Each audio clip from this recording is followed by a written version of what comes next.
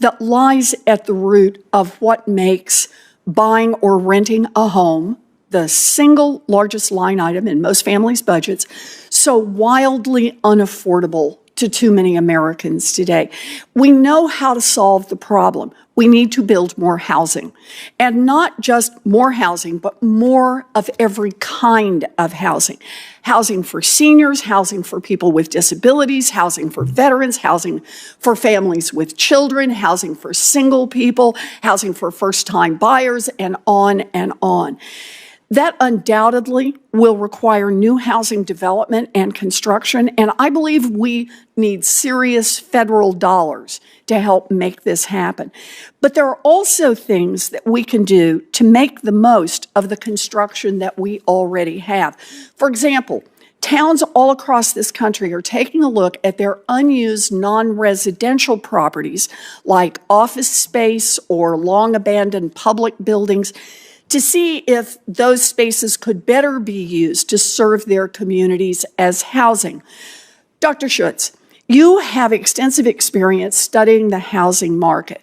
Now, property conversions may not work everywhere all the time, but we are seeing communities successfully using housing conversions to create accessible and affordable housing for some groups.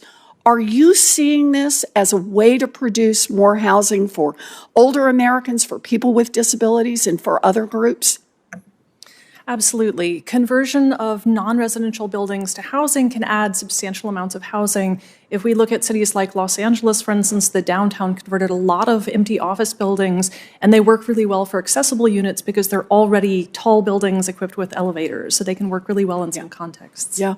You know, I want to say we're doing some of this in Massachusetts right now. Over the last few years, we've seen creative projects to convert existing non-residential construction to homes for older Americans and for the broader population. In New Bedford, a 114-year-old textile mill is being converted into apartments for lower and middle income adults aged 55 and older. In Salem, in Salem, 2 century-old Catholic schools are being converted to a mixed-income apartment for seniors and artists. And earlier this month, Boston Mayor Michelle Wu announced a bold pilot program to immediately create residential housing out of unused office space, and there's a lot of it. Dearest friends, this could lead to significant changes. The White House has just released some shocking news, and President Biden plans to veto several GOP-backed bills over spending cuts. But other lawmakers are warning that a finalized agreement may include further cuts to SNAP, Medicare, or even Social Security. My dearest friends, please make sure that you watch until the end of this video. Also, to say thank you for being part of this community. This coming Friday, I will be announcing several winners for the Walmart gift card giveaway. My friends, if you'd like to enter these weekly giveaways, please click and like several of my videos and then comment below the keyword of each video that you watch. The more videos that you comment on, friends, the greater your chances of winning the giveaways. The White House has just said that President Biden would veto Republican-backed defense, health, and agriculture spending bills if he were presented with them. The White House also claims that House Speaker Kevin McCarthy is backing away from spending levels agreed to in a debt limit deal. The White House said in a recent statement today that Speaker McCarthy and House Republicans were pushing cuts the Biden administration will not accept. And according to the White House's statement, the Biden administration strongly opposes House passage of H.R. 4366, making appropriations for military construction, the Department of Veterans Affairs, and related agencies for the fiscal year ending September 30th, 2024. If the president were presented with the bill, he would veto it.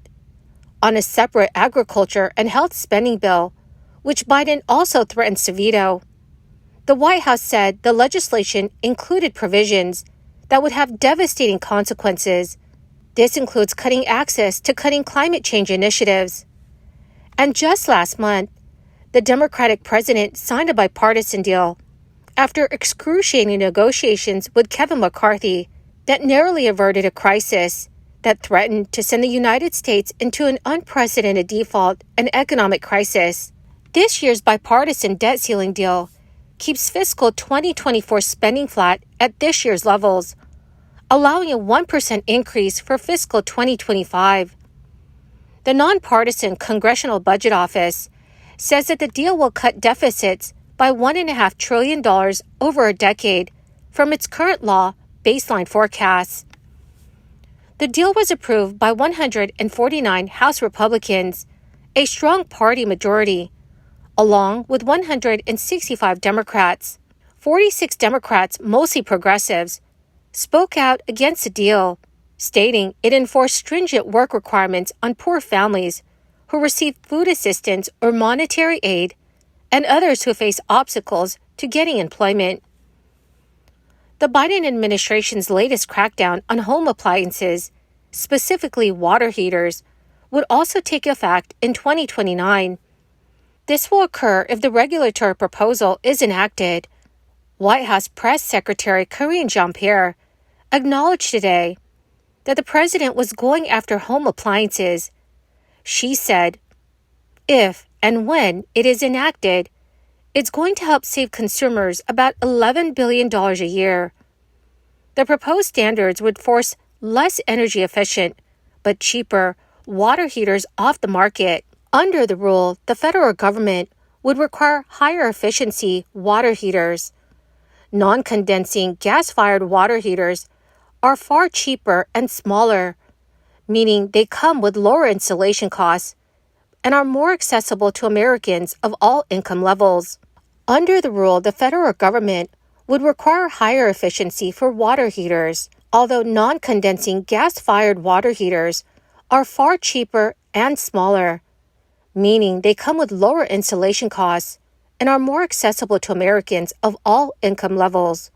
So in addition to water heaters, in recent months, the Department of Energy has proposed new standards for a variety of home appliances, such as gas stoves, washing machines, refrigerators, and air conditioners.